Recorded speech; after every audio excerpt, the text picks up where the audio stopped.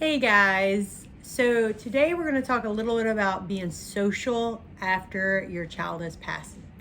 It's very, very difficult. I know once Trip passed, I became very depressed. I wanted to be by myself. I slept a lot, which is all very, very normal.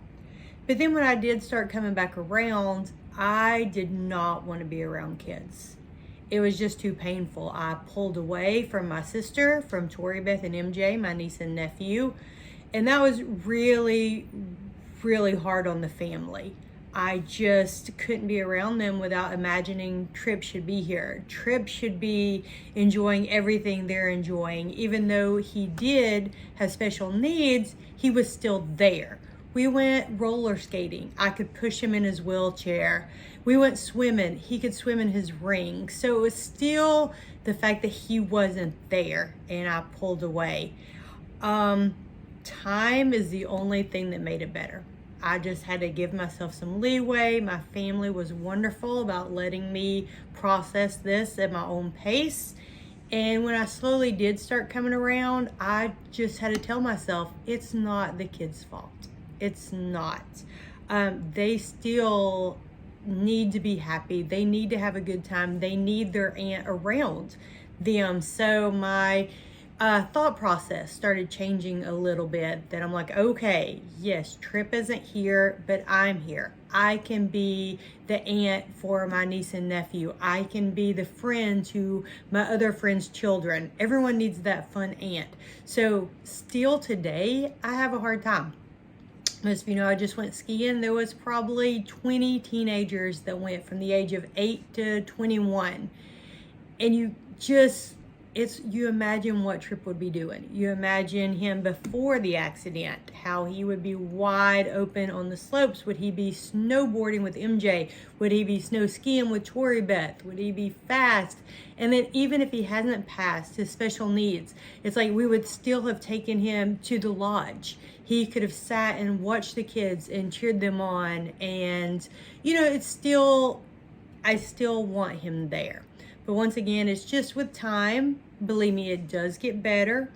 Give yourself some grace. If you have to leave a situation, it's okay. I mean, I have left parties because I just couldn't handle it.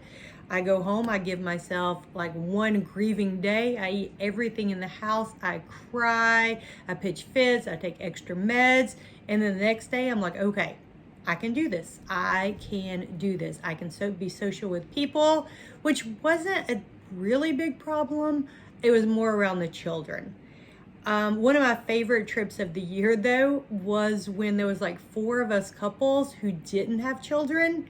And it was nice. I know that may sound harsh, but there was no talking about the kids. There was no checking on the babysitter. There was no wondering what they were doing. It just was more fun, grown-up stuff, and that really helped me a lot. So sometimes it is nice to, you have to broaden your friends sometimes. You'll always have your knit group of friends, but sometimes you may need to be friends with people that have lost a child. They understand. I know Katie Harrison was my rock for a while.